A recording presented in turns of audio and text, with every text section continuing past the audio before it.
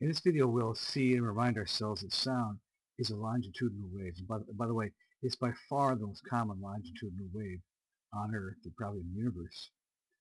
First, to review a basic longitudinal wave. First, Slinky is our medium here. And what's happened here is this hand is pushed forward and causes this looser material here to scrunch together into what's called a compression. Now, the compression has already moved from the hand out to here when we see it.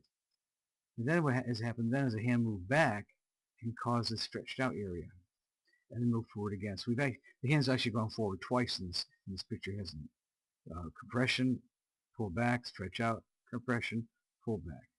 And one wave goes from here to here, and of course the compressions move to the right, and that means the waves move to the right. The only thing new here is the caption up here. Let's read it. With a longitudinal wave in Slinky, the metal of the medium is compressed. Right.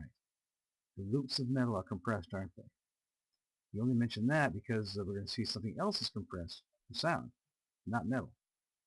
All right, so the classic way to show a longitudinal wave in air, which is the most common, it can be in other mediums too, like water, right? But we'll stick with air here.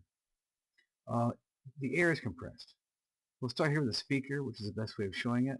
Speaker is off, then it turns on, and what happens is that center cone moves out, doesn't it?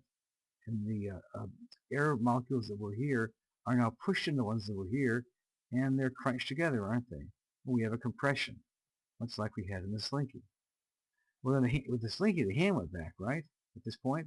Well, at this point, the cone is going to go back inside. That causes a stretched out area here. And like the compression in the Slinky, the compression in the air moves forward. It moves forward, the speaker cone comes back, and we have this stretched out area, just like we had in the Slinky.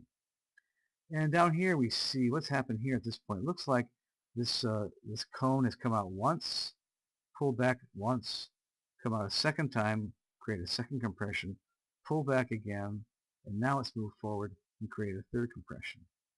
So we see the waves moving forward, just like we saw before with the Slinky.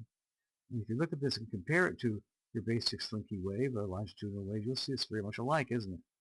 Compression, stretched areas, compression, stretched area, compression. Just the same thing.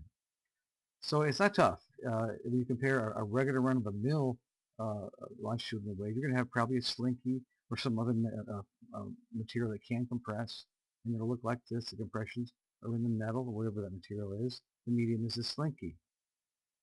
Over here, it's very similar, since our medium is the air. We can't really see it because the molecule is so tiny, but behind the scenes, exactly the same thing is happening, isn't it? Forward compression, pullback, stretched area.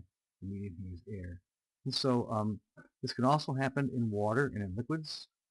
It also happens in metals where the molecules don't actually move around. They vibrate, don't they? But here, this is your basic longitudinal wave for sound. Bye.